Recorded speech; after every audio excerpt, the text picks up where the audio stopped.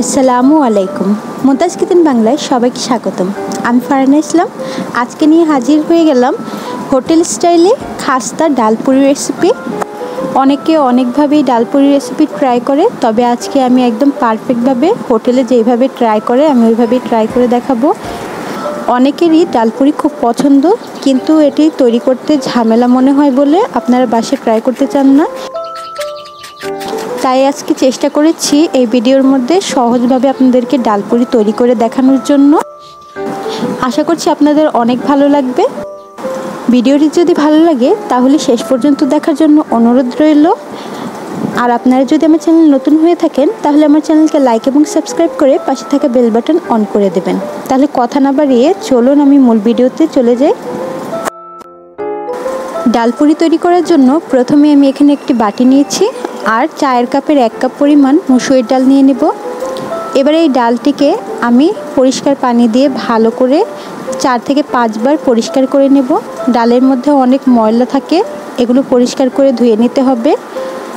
ভালো করে হাতের সাহায্যে কষলে কষলে ধুয়ে তারপরে পরিষ্কার করে নিতে হবে। যতক্ষণ না পর্যন্ত পরিষ্কার পানি বের হচ্ছে ততক্ষণ পর্যন্ত আমি ধুয়ে নেব। দেখুন আমার ডালগুলো ধোয়া হয়ে গেছে। এবার আমি চুলাতে একটি কড়াই বসিয়ে দিচ্ছি, এর মধ্যে পরিষ্কার করা ডালগুলো দিয়ে দিচ্ছি।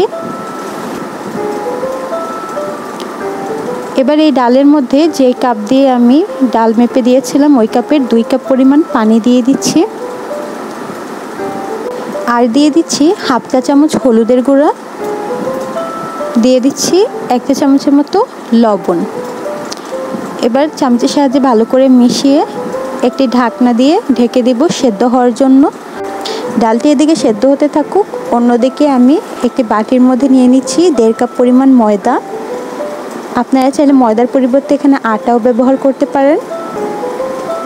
এবার দিয়ে দিচ্ছি 1 চামচ লবণ, 1 চামচ চিনি আর দিয়ে দিচ্ছি 2 চামচ সয়াবিন তেল। 1.5 কাপ ময়দার জন্য আমি 2 চামচ সয়াবিন তেল দিয়ে দিচ্ছি। এবার হাতের সাহায্যে ভালো করে সবগুলো ইনগ্রেডিয়েন্টস মেখে নিব। যখন দেখবেন হাতের সাহায্যে এরকম মোট করে দলা বাঁধে, আবার হাত দিলে গুঁড়ো হয়ে যায়, তখন মনে করবেন মাখা হয়ে গেছে। এবার এর মধ্যে আমি নর্মাল টেম্পারেচারে থাকা পানি দিয়ে দেব। পানিটা আপনারা অল্প অল্প করে অ্যাড করবেন। এবার হাতের সাহায্যে মথে একটি ডো তৈরি করে নেব। এবার এই ডোটার উপরে আমি হাত দিয়ে কিছুটা তেল মাখিয়ে দেব, এতে করে ডোটা অনেকক্ষণ পর্যন্ত নরম থাকবে। এবার একটি প্লেট দিয়ে আধা ঘন্টার জন্য ঢেকে রাখবো। ডোটা মাখাতে মাখাতে দেখুন আমার ডালটা একদম সেদ্ধ হয়ে গেছে। এবার এর মধ্যে হালকা একটু পানি আছে, আমি পানিটাকে শুকিয়ে নেব। ঠিক এই পর্যায়ে আমি চুলা থেকে নামিয়ে নিচ্ছি। এবার চুলার মধ্যে একটি ফ্রাই প্যান বসিয়ে এর মধ্যে আমি 2 টেবিল চামচ তেল দিয়ে দিয়েছি। এবার তেলটা গরম হওয়ার পরে এর মধ্যে দিয়ে দিচ্ছি রসুন আর এবার এই রসুন আর পেঁয়াজ কুচিকে আমি ভালো করে বেরেস্তার মতো একটু ভেজে নেব। এতে করে ডালের মধ্যে খুব ভালো একটা ঘ্রাণ আসে। পেঁয়াজ রসুনটা এভাবে লাল হওয়ার পরে এর মধ্যে আমি দিয়ে দিচ্ছি সেদ্ধ করে রাখা ডাল। এই ডালগুলোকে আরও 2-3 মিনিট আমি এভাবেই নাড়াচাড়া দিতে থাকবো যতক্ষণ না এটা পুরো শুকিয়ে আসছে। এ পর্যায়ে কিন্তু আপনারা চুলার আঁচ মিডিয়াম টু লোতে রাখবেন, না হলে ডালটা পুড়ে যাবে। এবার এখানে আমি অ্যাড করে দিচ্ছি 2টা শুকনো মরিচের গুঁড়া। আমি মরিচগুলোকে শুকনো খোলায় টেলে তারপরে হাতে গুঁড়ো করে নিয়েছি। আপনারা ঝালটা আপনাদের পছন্দ অনুযায়ী দিবেন। এবার উপর থেকে আমি কিছুটা ধনেপাতা কুচি দিয়ে দিচ্ছি। এটা সম্পূর্ণ অপশনাল, আপনারা চাইলে দিতেও পারেন নাও দিতে পারেন, তবে দিলে খুব ভালো একটা ফ্লেভার আসে। এবার এই সব কিছুকে একসাথে ভালো করে মিশিয়ে একটু শুকনো করে ভেজে নেব। ঠিক এ পর্যায়ে আমি চুলা থেকে নামিয়ে নেব, কারণ পরে ঠান্ডা হলে আরও শুকিয়ে যাবে। ডালের পুরটা তৈরি করতে করতে এদিকে দেখুন আমার ডোটা একদম সেট হয়ে গেছে, কতটা সুন্দর সফট হয়েছে।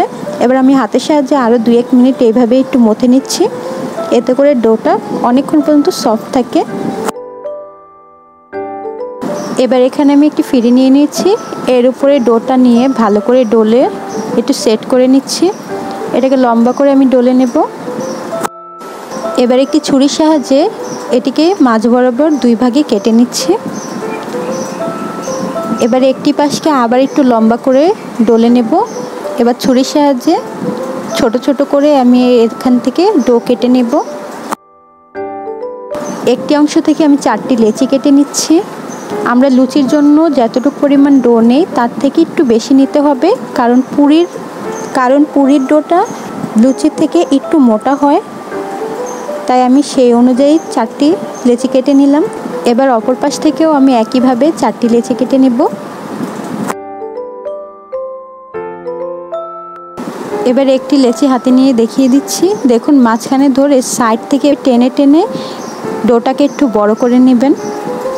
মাঝখানের অংশটা কিন্তু টানবেন না, সাইড থেকে টেনে টেনে এভাবে বড় করে নেবেন, যাতে মাঝখানের অংশটা মোটাই থাকে। আর সাইড থেকে টেনে টেনে এভাবে পাতলা করে নিতে হবে চারপাশে। আপনারা কিন্তু দেখেই বুঝতে পারছেন আমার সাইডের অংশগুলো পাতলা এবং মাঝখানে আমি মোটা রেখেছি। কেন রেখেছি সেটাও বলে দেব। এবার আমি চামচের সাহায্যে এখানে 1 চামচ পুর ভরে দিলাম। এবার দুই পাশ থেকে টেনে তারপরে পুরিগুলোর মুখটা আটকে দেব। দেখুন আপনারা একবার দেখলেই বুঝতে পারবেন। এবার উপরের পাশটা যেমন মোটা হয়েছে তেমন নিচের পাশটাও কিন্তু মোটা হয়েছে। আমি এই কারণে নিচের পাশটাও মোটা রেখেছিলাম, এতে করে পুরটা কিন্তু বের হয়ে আসবে না। এবার একটু তেল দিয়ে তারপরে আমি এটাকে বেলে নিচ্ছি। একদম পাতলা করা যাবে না, একটু মোটা রেখে তারপরে বেলে নিতে হবে। দেখুন ঠিক এইভাবে আপনারা আপনাদের পছন্দ অনুযায়ী সাইজে পুরিটা বেলে নিতে পারেন। আমি আরেকটি নিয়ে দেখিয়ে দিচ্ছি।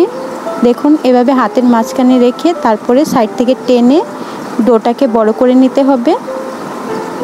মাঝখানটা মোটা রেখে সাইডগুলোকে টেনে বড় করে নিতে হবে।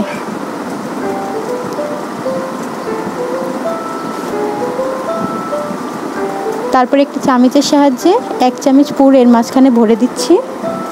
তারপরে আঙ্গুল দিয়ে চেপে চেপে মুখটি ভালো করে আটকে দেব। এবার একটু তেল নিয়ে তারপরে আমি পুরিটিকে বেলে নিচ্ছি। পুরিটি কিন্তু তেল দিয়েই বেলতে হবে, এখানে আটা বা ময়দা কিছুই ব্যবহার করা যাবে না। দেখুন আপনারা কিন্তু দেখেই বুঝতে পারছেন আমি একদম পাতলাও করিনি আবার মোটাও করিনি। এবার চুলাতে আমি একটি কড়াইয়ের মধ্যে কিছুটা তেল গরম হতে দিয়ে দিয়েছিলাম। তেলটা গরম হয়ে আসলে একটি পুরি এর মধ্যে দিয়ে দিচ্ছি। এ পর্যায়ে চুলার আঁচ কিন্তু মিডিয়াম টু লোতে রাখতে হবে, হাই ফ্লেমে করলে কিন্তু পুরিটা পুড়ে যাবে। দেখুন আমার পুরিটা কি সুন্দরভাবে ফুলে উঠেছে। এবার লাল হওয়া পর্যন্ত ভেজে নেব। ভাজা হয়ে গেলে তুলে নিচ্ছি। এবার একইভাবে আরেকটি পুরি ভেজে দেখিয়ে দিচ্ছি। দেখুন আমি কিন্তু এখানে কোনো বেকিং পাউডার বা সোডা ব্যবহার করিনি। পুরিটি নিজে থেকেই এত সুন্দরভাবে ফুলে উঠছে। একটু লাল লাল করে ভেজে নেবেন, এপাশ ওপাশ উল্টে পাল্টে। দেখুন এবার আরেকটি পুরি ভেজে দেখিয়ে দিচ্ছি। আমার পুরিটি ভাজতে কিন্তু অনেক ভালো লাগছে। চাইছিলাম সবগুলো পুরি আপনাদেরকে দেখাবো কতটা সুন্দরভাবে তৈরি হয়েছে, তবে সময়ের অভাবে আপনাদের দেখাতে পারিনি। দেখুন পুরিগুলো একদম সুন্দর ফুলে উঠেছে। এবার নামিয়ে নিচ্ছি।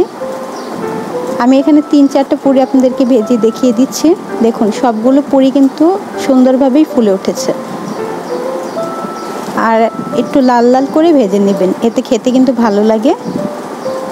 এবার একই পদ্ধতিতে আমি সবগুলো পুরি ভেজে নামিয়ে নিচ্ছি।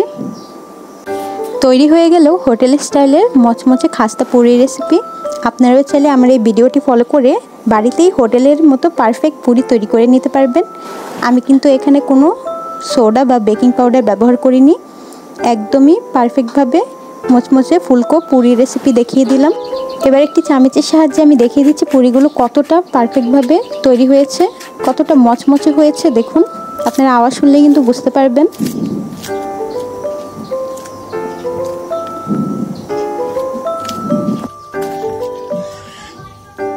এবার পুরির ভিতরটাও ছিঁড়ে দেখিয়ে দিচ্ছি। দেখুন কতটা সুন্দরভাবে ভিতরটাও তৈরি হয়ে গেছে, দেখতে পাচ্ছেন কিন্তু আপনারা। আমার এই ভিডিও সম্পর্কে যদি আপনাদের কোনো প্রশ্ন থাকে তাহলে আমাকে কমেন্ট করে অবশ্যই জানাবেন, আমি আপনাদের উত্তর দেওয়ার চেষ্টা করব। আর আমার ভিডিওটি যদি ভালো লেগে থাকে তাহলে আমার চ্যানেলকে লাইক এবং সাবস্ক্রাইব করে পাশে থাকা বেল বাটন অন করে দেবেন। আমার ভিডিওটি শেষ পর্যন্ত দেখার জন্য সবাইকে অসংখ্য ধন্যবাদ।